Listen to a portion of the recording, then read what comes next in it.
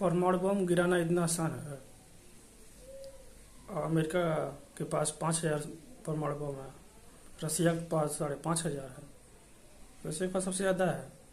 4 साल से यूक्रेन युद्ध चल रहा है, लेकिन रसिया ने परमाणु बम नहीं गिराया।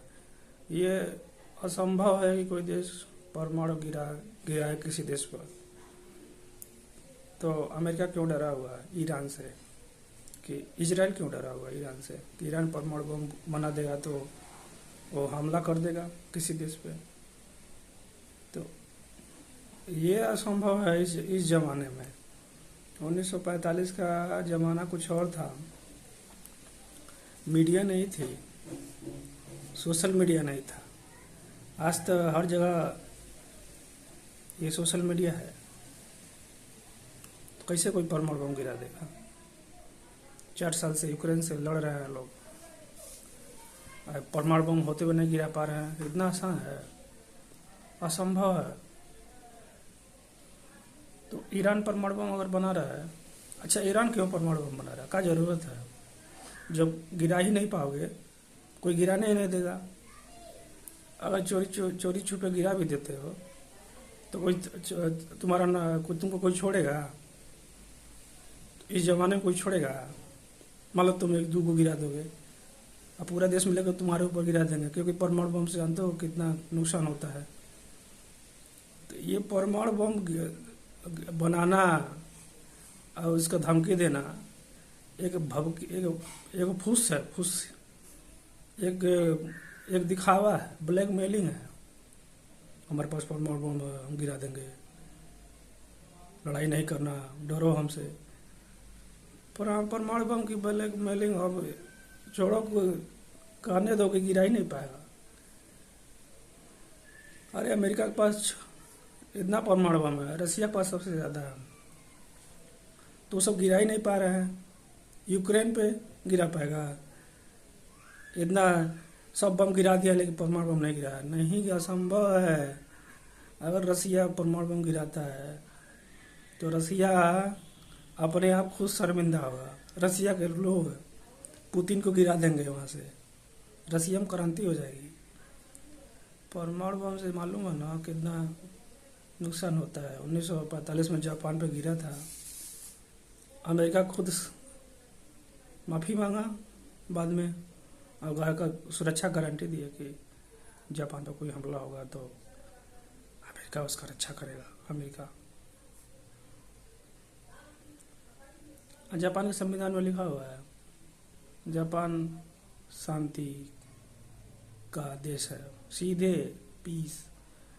और उसका झंडा वाइट कलर का है, सफ़ेद, बीच में लाल का घेरा है, चारों ओर सफ़ेद है।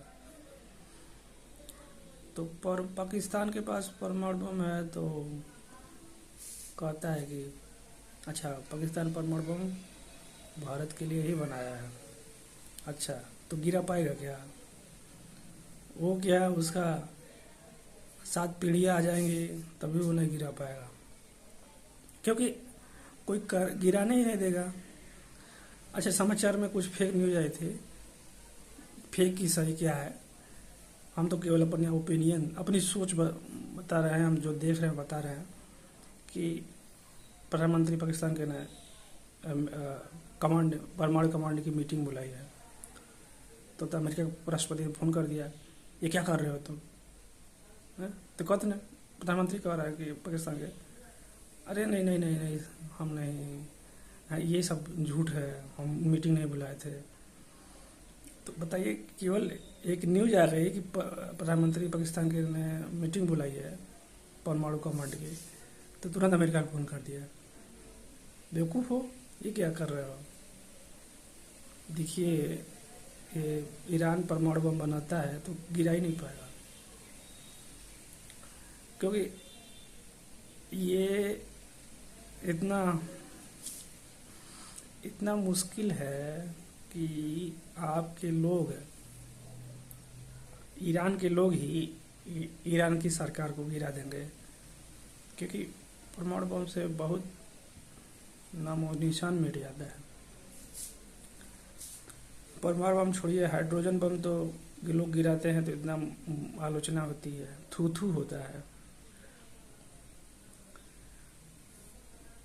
तो परमाणु बम का ब्लैकमेलिंग नहीं चलेगा। कोई देश, हाँ, परमाणु बम का उपयोग हो सकता है। जैसे अंतरिक्ष से कोई एस्टेरॉयड आ रहा है धरती की तरफ, तो हम उसको नष्ट कर सकते हैं अंतरिक्ष में। और क्या अंतरिक्ष में रेडिएशन फैलेगा, लेकिन वहाँ पे मनुष्य थोड़ी रहते हैं, तो बहुत सारा रेडिएशन अंतरिक्ष में होता रहता है। बहुत सारा कामेट गिरते रहते हैं, उल्का पिंड गिरते रहता है, सुपरनोवा, हमेशा तारा टूटते रहते हैं, तो तारों में विस्फोट होता रहता है। तो हम परमाणु बम का उपयोग वहाँ कर सकते हैं कि अपने धरती को बचाने के लिए। बाकी मानवता के लिए किसी मनुष्य को किसी देश पर नहीं हो सकता, कभी नहीं हो सकता। अच्छा, तो यूक्रेन रसिया लड़ क्यों रहा है?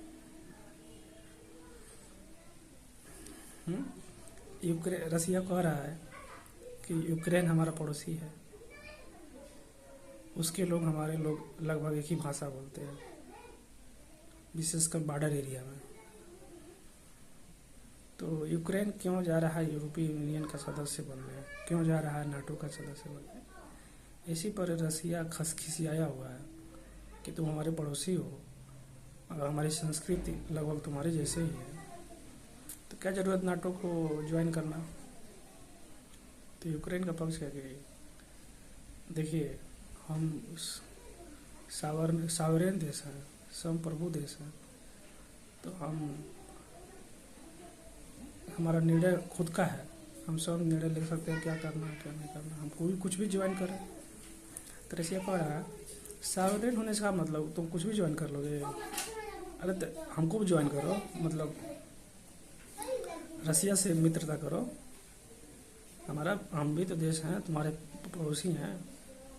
और नाटो तो तुम्हारा पड़ोसी नहीं है ना, वो तो दूर है। तो ये सब चीज़ें हैं।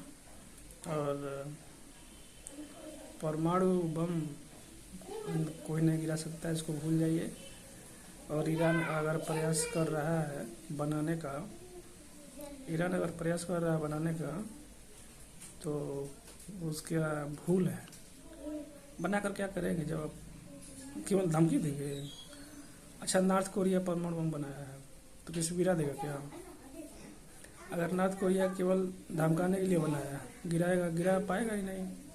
अगर वो गिराएगा ना, तो नॉर्थ कोरिया इतना छोटा है, उसको 2 परमाणु बम में ख़त्म कर देंगे। तो ये सब चीज़ें हैं। परमाणु बम गिराना इतना आसान बात नहीं है, तो उसके पीछे उसको बनाइए मत। परमाणु ऊर्जा का उपयोग करिए, परमाणु का उपयोग ऊर्जा बनाना, यूरेनियम का उपयोग ऊर्जा बनाने में करिए, न्यूक्लियर एनर्जी, न्यूक्लियर बम।